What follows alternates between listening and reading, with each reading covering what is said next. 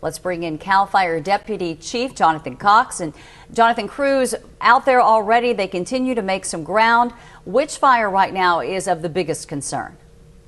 Yeah, the largest one that has been burning is the one in LA County, and that one is pretty unseasonably large for this time of year. Luckily, the containment is up and crews down there are making good progress on it, but it's really an indication that we've started to see fires earlier this season than we did last year, and we know how bad last year was, so we are concerned.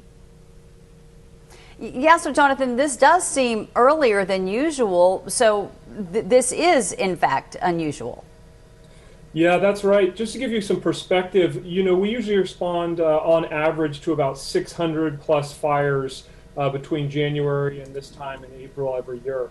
We've already responded to 1,300 across California this year in the same time frame. So we're looking at double the number of fires that we usually see on average across California, which for us is concerning and also is really the reason we're trying to get the message out now that fire season is quickly approaching and the time to take defensive measures around your home is now.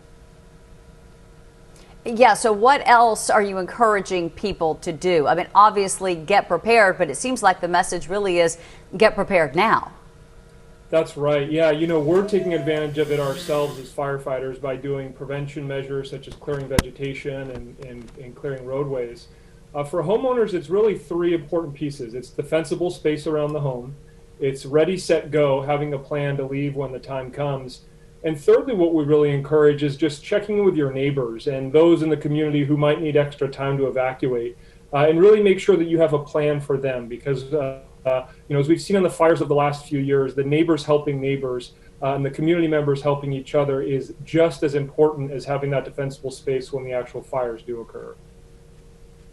Yeah, and we know that this has been an unusually dry spring followed by a really dry winter. Do you think that that's why we're seeing these fires pop up already? Yeah, absolutely. So our fires really burn for three reasons. It's either from the weather, the topography, or the fuels. And right now, it's the weather and the fuels that are of concern to us because the kind of what we call energy release components, the actual moisture in the vegetation, is critically low for this time of year.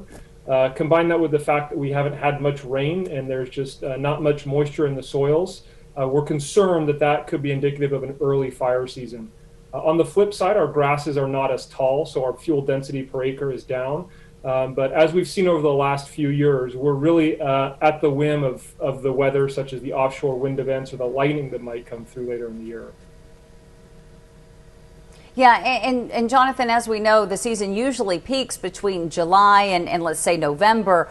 Are you concerned that it may peak well before July? Yeah, of course. I mean, that's always a concern of ours. We're constantly monitoring the current situations to kind of get the appropriate staffing levels in place.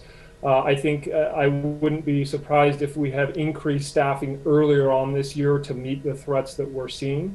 But we get concerned not only for July and August, but now we get concerned for October and November. So kind of the headline for us is this drought and these record dry conditions are of extreme concern to us, and it's really going to take everybody's effort to help prevent and suppress these fires. And I know that we've seen a lot of moving of people here in the state of California, some people leaving. Is that affecting at all your ability to retain firefighters and make sure that we have enough resources when it comes to this fire season?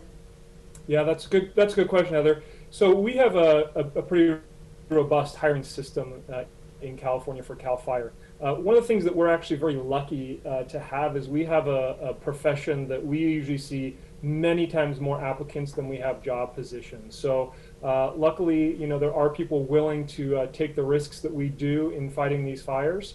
And again, we couldn't do anything without a robust workforce. So it's not a top issue for us, really, because we do have the people who really are interested.